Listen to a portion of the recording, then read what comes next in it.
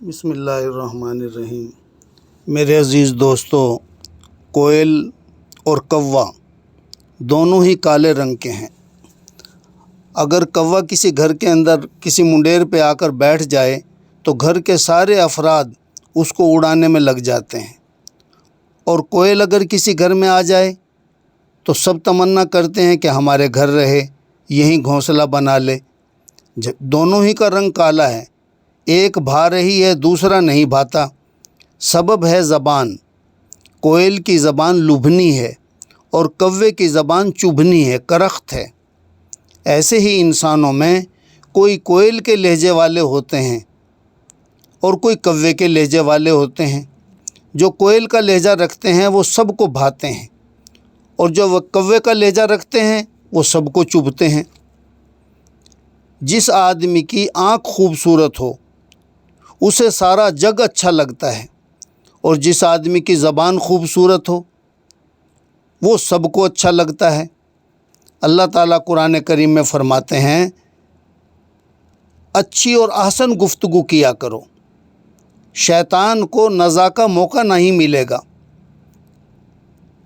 ایک حدیث ہے متفق علیہ، آپ صلی اللہ علیہ وسلم کا فرمان عالی شان ہے کہ دوزخ سے بچو، چاہے آدھی کھجور کا صدقہ دے کر ہو، اگر اتنی بھی طاقت نہ ہو تو اچھا بول بول کر ہی بچو۔ ایک حدیث میں آپ صلی اللہ علیہ وسلم نے فرمایا کہ جنت میں ایسے کمرے ہوں گے جن سے باہر کی چیزیں نظر آئیں گی اور باہر سے اندر کی چیزیں دکھائی دیں گی۔ ایک صحابی نے دریافت کیا کہ یا رسول اللہ صلی اللہ علیہ وسلم، یہ کن لوگوں کو ملیں گے؟ تو سرکار دو عالم صلی اللہ علیہ وسلم نے فرمایا کہ جو اچھا کلام کرنے والے ہوں گے اور لوگوں کو کھانا کھلانے والے ہوں گے، اور جب لوگ سوتے ہوں گے تو یہ نماز پڑھتے ہوں، ان لوگوں کو ملیں گے۔ ایک صحابی نے رسول کریم صلی اللہ علیہ وسلم سے پوچھا، کون سے مسلمان کا اسلام افضل ہے؟ آپ صلی اللہ علیہ وسلم نے فرمایا، جس کے ہاتھ اور زبان سے دوسرے مسلمان محفوظ رہیں۔ آپ صلی اللہ علیہ وسلم نے ایک موقع پر فرمایا کہ مسلمان وہ ہے جس کی زبان اور ہاتھ سے مسلمان محفوظ ہوں، اور مہاجر وہ ہے جس نے اللہ تعالیٰ کی نافرمانی کے کام چھوڑ دیے۔ ایک حدیث میں پیارے محبوب صلی اللہ علیہ وسلم کا ارشاد ہے، جس کا مفہوم ہے کہ آدمی کوئی بات زبان سے کہتا ہے، وہ اسے یاد بھی نہیں کرتا، سرسری طور پر کہا، اور اللہ اس سے ایسے راضی ہوتے ہیں اس بات سے، وہ ایسی اللہ کو راضی کرنے والی، خوش کرنے والی بات ہوتی ہے، اللہ تعالیٰ اس کا درجہ بلند فرما دیتے ہیں۔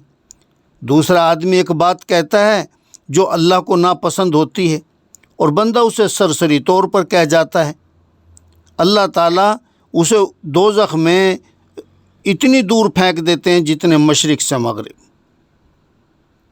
ایک موقع پر آپ صلی اللہ علیہ وسلم نے فرمایا کہ تم مجھے دو چیزوں کی ضمانت دو، میں اللہ کا رسول تمہیں جنت کی ضمانت دیتا ہوں، ایک زبان کی اور دوسرے شرم گاہ کی۔ ایک حدیث میں فرمایا، جس نے ان دو چیزوں کی حفاظت کی وہ جنت میں داخل ہوگا۔ ایک حدیث میں فرمایا کہ خوشخبری ہے اس شخص کے لیے جس نے اپنی زبان کو قابو کر لیا۔ ایک حدیث میں فرمایا، پیارے نبی صلی اللہ علیہ وسلم نے ہر صبح کو بدن کے تمام اعضاء جھک کر، یعنی منت اور خوشامد اور لجاجت کے ساتھ سارے زبان سے کہتے ہیں کہ ہمارے بارے میں اللہ سے ڈر، اگر تو سیدھی رہی تو ہم بھی سیدھے رہیں گے، تو ٹیڑھی ہو گئی، بھٹک گئی تو ہم بھی بھٹک جائیں گے۔ حضرت معاذ رضی اللہ تعالیٰ عنہ فرماتے ہیں کہ آپ صلی اللہ علیہ وسلم نے اپنی زبان کو پکڑ کر فرمایا کہ اسے سنبھال کر رکھو۔ میں نے عرض کیا کہ یا رسول اللہ صلی اللہ علیہ وسلم، کیا زبان کی وجہ سے بھی ہمارا مواخذہ ہوگا؟ آپ صلی اللہ علیہ وسلم نے فرمایا، اے معاذ، تجھے تیری ماں روئے لوگوں کو منہ کے بل جہنم میں گرانے والی کھیتی اس کے سوا کوئی نہیں ہے۔ ابو ہریرہ رضی اللہ تعالیٰ عنہ بیان کرتے ہیں کہ آپ صلی اللہ علیہ وسلم نے فرمایا کہ انسان کے اسلام کی عمدگی یہ ہے کہ وہ فضول باتوں کو چھوڑ دے۔ فرمایا کہ زبان عضو تو چھوٹا سا ہے مگر اس کی آفتیں، اس کے جرائم بہت بڑے بڑے ہیں۔ غیبت کا جرم زبان ہی سے تو ہوتا ہے، جس کے بارے میں آپ صلی اللہ علیہ وسلم کا فرمان ہے کہ اشد من الزنا، یہ غیبت زنا سے بھی بدتر ہے۔ ایک حدیث پاک میں ہے کہ جو شخص کسی کا عیب جانتا ہو مگر اس کے تذکرہ سے اپنی زبان کو روکے رکھے، اللہ تعالیٰ بھی اس کے عیبوں کو چھپائے رکھتے ہیں۔ بخاری شریف میں ایک حدیث ہے، آپ صلی اللہ علیہ وسلم نے فرمایا جو شخص اللہ تعالیٰ اور یوم آخرت پر ایمان رکھتا ہو اسے چاہیے یا تو وہ بھلائی کی بات کیا کرے ورنہ چپ رہے۔ سورۃ الحجرات میں اللہ تعالیٰ فرماتے ہیں، جس کا مفہوم ہے کیا تم میں سے کوئی یہ پسند کرتا ہے کہ اپنے مرے ہوئے بھائی کا گوشت کھائے؟ پس تم ایک دوسرے کی غیبت نہ کیا کرو۔ گویا ایک دوسرے کی غیبت کرنا اپنے مرے ہوئے بھائی کے گوشت کھانے جیسا ہے۔ ایک حدیث کا مفہوم ہے کہ غیبت کرنے والا دوزخ میں جائے گا چاہے نماز پڑھتا ہو اور روزے بھی رکھتا ہو۔ ایک حدیث پاک میں ہے کہ سب سے بڑا سود مسلمان کی آبرو ریزی کرنا ہے،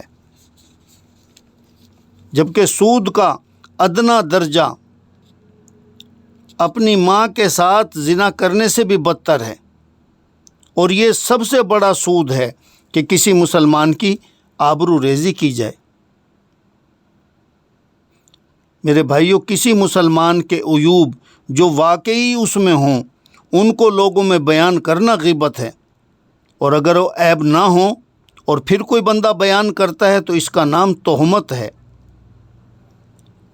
میرے بھائیوں، پہلے تو یہ عیب عورتوں میں زیادہ پایا جاتا تھا، مگر اللہ اپنی حفاظت فرمائے کہ اپنی حفاظت میں رکھے، اب تو یہ وبا مردوں میں گھس آئی ہے۔ جہاں چار مرد بیٹھے ہوں ضرور کسی نہ کسی کی عزت اچھال کے اٹھیں گے، کسی کو بے آبرو کر کے اٹھیں گے۔ آپ صلی اللہ علیہ وسلم نے فرمایا کہ جانتے ہو میری امت کا مفلس آدمی کون ہے؟ صحابہ نے کہا جس کے پاس مال نہ ہو، پیسے نہ ہوں۔ فرمایا نہیں، میری امت کا سب سے بڑا مفلس وہ ہے جو قیامت کے دن اتنی نیکیاں لے کر میدان محشر میں آئے گا کہ اگر اس کی نیکیوں کو پہاڑ پر رکھ دیا جائے تو پہاڑ ڈھک جائیں، لیکن اس نے لوگوں کے حق مارے ہوں گے، غیبتیں کی ہوں گی،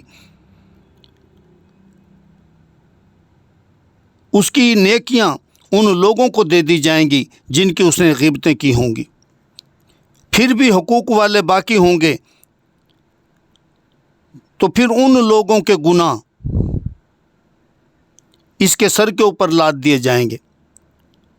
اتنی زیادہ نیکیاں لے کے میدان محشر میں آنے والا کہ اگر پہاڑوں پر اس کی نیکیاں رکھ دیں تو پہاڑ چھپ جائیں، اس حال میں میدان محشر سے لوٹے گا کہ اگر اس کے گناہ اب پہاڑوں پر رکھ دیے جائیں تو پہاڑ چھپ جائیں۔ اس تباہ کن کام سے، غیبت جیسی مصیبت سے خود بھی بچیں اور دوسروں کو بچانے کی بھی فکر و محنت کریں۔ اپنے گھر میں ان باتوں کو بیان کریں، ان حدیثوں کو بیان کریں، جہاں بیٹھیں وہاں یہ باتیں بیان کریں۔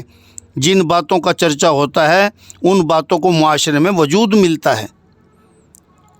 بری باتوں کے چرچے ہو رہے ہیں، ہم ان اچھی باتوں کے، اپنے اللہ اور رسول صلی اللہ علیہ وسلم کی باتوں کے چرچے کریں، تذکرے کریں۔ اللہ پاک عمل کی توفیق نصیب فرمائے۔